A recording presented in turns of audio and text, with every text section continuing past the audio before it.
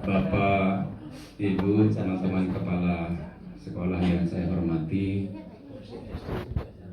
saya bertugas di SMK Negeri 2 Pujuk sama dengan Bapak Ibu yang kita tidak terlalu lama, baru pelantikan yang kemarin, dan kondisi sekolah yang saya dapatkan waktu itu baru 2,5 tahun, baru kelas 11. Jadi ketika kita datang sama dengan ibu ini langsung dihadapkan dengan corona, sehingga proses pembelajaran itu agak macet gitu, sehingga inovasi-inovasi seperti teman-teman yang lain tidak bisa kita maksimalkan. Namun itu bukan berarti menjadi pemata semangat. Yang akan kami paparkan adalah inovasi tentang penangkapan dan pemeliharaan bibit bening lobster pada keramba jaring apung. Nah, di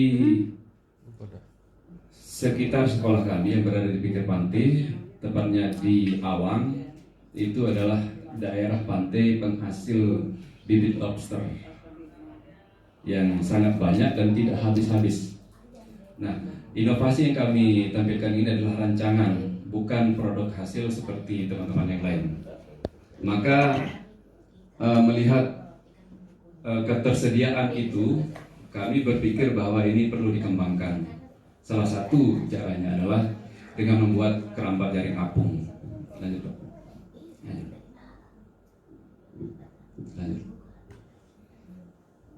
Lanjut lagi.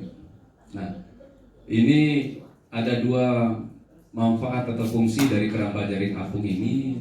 Yang pertama, sebagai alat penangkap bibit bening lobster, sebagai tempat kita menangkap. Setelah keramba ini dibikin, di situ bisa kita gunakan sebagai tempat untuk menangkap bibit lobster dengan cara kita menggunakan tali nilon itu yang mengikat bekas semen, ya, dengan istilah di daerah selatan itu adalah sistem pocong. Nah, kemudian itu diapung ke laut, maka besok paginya bisa diambil. Disitulah tempatnya untuk menempel bibit-bibit lobster yang harganya sangat mahal, ya, tergantung dari jenisnya. Yang kisaran satu itu ada 25.000, dan itu sangat laku, dan permintaan untuk dikirim ke luar negeri itu tetap tinggi sampai penyediaan juga kesulitan. Dan selama ini di pantai Awang itu untuk menangkap bibit lobster itu dengan cara tradisional. Oleh karena itu kami bermaksud untuk membuat ini secara modern dengan membuat tempat dulu, yaitu keramba. Setelah ada keramba, bisa juga kita gunakan sebagai tempat untuk pemeliharaan. Jadi bisa dilanjutkan, Pak.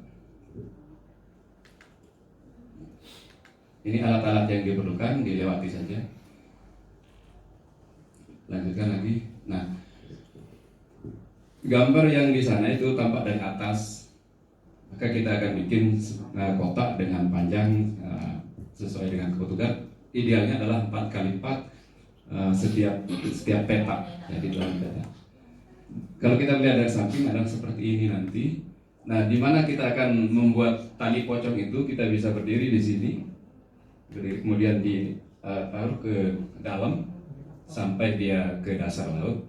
Nah, di situ di samping-sampingnya.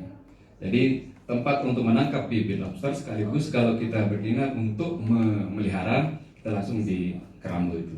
Maka nanti akan terlihat seperti ini ketika dipelihara. Ya, jadi perlu tempat juga untuk pengamanan, pengawasan ketika kita itu. Jadi ini rancangan semata-mata bukan produk hasil, ini adalah rancangan ke depan untuk di sana. Dengan cara ini, insya Allah nanti masyarakat akan memandang sekolah ini memiliki kegiatan-kegiatan yang dapat memajukan.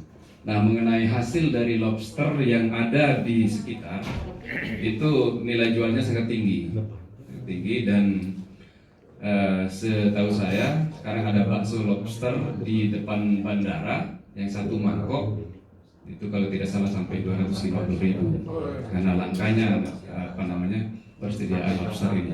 Maka ke depan kami melihat peluang-peluang itu di Cape Mandalika, sehingga ini ke depan mungkin akan menjadi khas dari daerah selatan di Mandalika itu dengan bakso lobster, atau bisa juga nanti seperti teman-teman yang lain abon lobster dan seterusnya. Nah, mohon maaf Pak, ini adalah rancangan, bukan formulasi seperti teman-teman yang lain. Karena di sekolah kami ketika kami datang itu belum ada alat praktek seperti ini. Maka kami rencanakan seperti ini. Kemarin di Evakin ditanya sama Pak Kabid, apa yang akan dikembangkan di sana? Maka ini jawaban saya waktu itu. Hingga sekarang saya menunjukkan tentang inovasi untuk kedepannya.